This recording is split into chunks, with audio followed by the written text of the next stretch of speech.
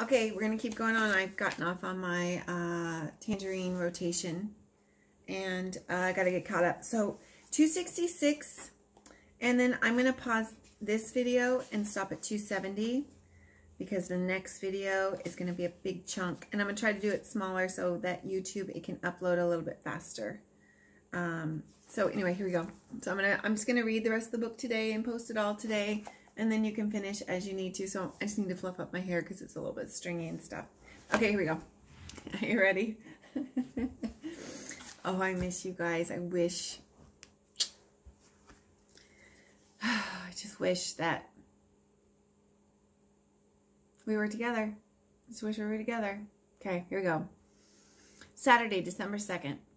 Joey was back on the phone with me at 9 o'clock. He said, Fisher, they haven't arrested you yet? Oh, yeah, I remember what happened. They went to the senior awards night, and Tino and Victor were there. And during the presentation of the football players, senior players, they beat him and Arthur up in front of everybody. And then Tino got away, and then Victor was trying to get away, and he got caught, and then, I think that's who it was. And then, Paul kind of jumped down and caught the coach off guard and startled him, and he let him go. And then, suddenly, coach seemed more in control. I can't remember who escaped. I think I had it right. Oh, so gross. Tino just kicked him really hard. And then, yeah, Victor. So for Victor to escape, Paul jumped on the coach. And then he came home and he remembered what happened about his eyesight and his brother and that named Castor. And then his parents are feeling like jerks because they made a big mistake. And so here we are. Joey was back on the phone with me at 9 o'clock. He said, Fisher, they haven't arrested you yet? No, not yet. Hey, doesn't Betty Bright have a yellow Mustang? Yeah. Well, it's parked in front of Mr. Donnelly's house. Yeah. Maybe she's in there ratting you guys out for last night. No, she wouldn't do that. Anyway, she doesn't have to. They know who I am, and they know where to find Tino and Victor.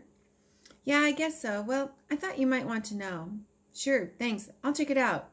I hopped on my bike and hurried to Mr. Donnelly's. The air was hot and still and smoke-filled. I saw the yellow Mustang up ahead. Someone was sitting in front on the passenger side. I pulled up next to the window and saw a familiar face. Chandra? Chandra turned her dark eyes toward me. She seemed to be miles away, lost in thought. She finally said, Fisherman, you live around here? Yeah. She nodded and pointed at Mr. Donnelly's house. Do you know this guy? Uh-huh, Mr. Donnelly, the sports writer. She explained. Coach Bright and my brother Antoine are in there talking to him. She seemed to drift away again, but then she said enthusiastically, Hey, I heard what you did last night. Oh, yeah? Did Antoine tell you? No, Antoine wasn't there. No? No, he stayed home. She slipped back into her faraway voice. You know, he's the star of the Lake Windsor High School football team, but he doesn't live in Lake Windsor. He lives in Tangerine. I understand. I kind of do the same thing. I live in Lake Windsor, but I play in Tangerine. But you don't have to lie about what you do you? You don't have to live a lie every day of your natural-born life, do you? I shook my head no, and she continued. That kind of lie eats away at people day by day till it makes them sick at heart. And that's why Antoine didn't show up to collect any awards last night. He was feeling sick at heart. I sat back on my seat and asked her as casually as I could, Is he just feeling guilty about lying or what? I don't know. I guess it's not just one thing. He felt real bad after that last game, beaten up on Tangerine High like that. They were all his homeboys, you know, the kids he hung out with just a couple of years ago. He didn't want to beat them that bad, embarrass them like that. Chandra looked down and lowered her voice some. And I know he felt bad about me not being able to put my own picture in the paper, even though I earned the right to, about me not being able to show pride in myself because I'm afraid of giving him away, because I'm afraid of somebody looking at me and saying, That's Antoine's sister. How come she plays for Tangerine and he plays for Lake Windsor? I thought about her running from the cameras and from Mr. Donnelly, Now here she was sitting in his driveway. What was going on? I said, Chandra, is there something else? Is there some other reason why Antoine is feeling so sick at heart? Chandra's eyes burned into me. She answered intensely, yes, there's something else. They won't tell me what it is, but there's something else. Antoine was on his knees crying last night, and that wasn't about his homeboys, and that wasn't about me. He couldn't stop himself. I got scared, so I called Coach Bright. Coach and Antoine stood outside and talked for a long time. Then they came in and called up Mr. Donnelly, and now here we are. I heard the front door slam. I turned to see Betty Bright coming down the walkway toward us. Antoine Thomas and Mr. Donnelly were still standing in the doorway, shaking hands. Betty Bright looked tired, sad-eyed, but she managed to smile when she saw me. Paul Fisher, hey, I heard what you did last night. Hi, Coach. She looked down at me. Are you coming back next year? I sure hope so. My girl Chandra here is moving up to the high school. I was thinking of maybe trying out a boy in the goal. I laughed, but then I said, I'll do what you say, Coach, but I don't want Chandra's job. I want Maya's. Is that right? Okay, whatever. I want you back. I heard the front door close again. Antoine Thomas came toward us, walking slowly. He's Betty Bright's height, but wider and all muscle. She said to him, You okay? He answered, Yeah, in a low, calm voice.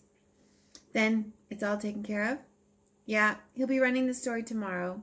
He looked down at Chandra. We're telling the truth now. Understand? Don't tell anybody anything but the truth from now on. Antoine looked over at me casually. Then his eyes narrowed. Betty Bright said, This is Paul Fisher. He's one of my players. Antoine studied my face. He said, You're Eric Fisher's little brother? I tightened up at the sound of Eric's name. I mumbled, Yes. Antoine said quietly, It's time to start telling the truth, little brother. Do you understand what I'm saying? I nodded like I understood, but I did not really, not until he added, Don't spend your life hiding under the bleachers, little brother. The truth shall set you free. I nodded with real conviction now. I said, Yes, yes. Betty Bright and Chandra were clearly puzzled, but they didn't ask any questions. Antoine said to them, Come on, we've got one more stop to make. He looked back at me. We got to tell somebody else the truth. The three of them backed out and drove away quickly without another word, leaving me alone in Mr. Donnelly's driveway. I repeated to myself, Under the bleachers. And I knew what the next stop was going to be. Antoine was going to the sheriff's department to tell them what he had witnessed, to tell them he had witnessed the murder of Luis Cruz. Suddenly I was startled by the sound of the garage door opening and the sight of Mr. Donnelly backing toward me at high speed. I had to push off quickly to get my bike out of his way. He slammed on his brakes and rolled down the window. He was all flustered. Are you okay, Paul? Yes, sir. I'm sorry, I should have been looking. There are too many kids around here. I should have been looking. That's okay, I'm all right. He didn't say anything else, so I did. I just talked to Betty Bright. She said that she brought Antoine Thomas to see you. That's right. Did she tell you what we talked about? No, sir. No, sir. Mr. Donnelly thought for a few seconds. Then I'd better not tell you either. Let's let everybody find out the right way in tomorrow's paper. Okay, Paul? Okay. Mr. Donnelly pulled away, leaving me wondering what Antoine could have told him. I pulled out onto the road and started pedaling, thinking, I guess we'll all have to wait until tomorrow. I managed to avoid Mom and Dad for most of the day. I know they were in the alcove for hours with that yellow legal pad. At 5 o'clock, the three of us sat down in a circle around a pizza, but no one was hungry. Mom said to me, We're going to have an important meeting here tomorrow at noon, Paul. We'd like you to attend. I said, Okay. Dad added, We've invited some people. You should be one of them. Okay. We all picked at the pizza in silence, and then we all reacted to the same disturbing sound. It was the sound of a chair scraping on the floor overhead. Eric, apparently, was holed up in his room, hiding his face. Okay, that's the first section.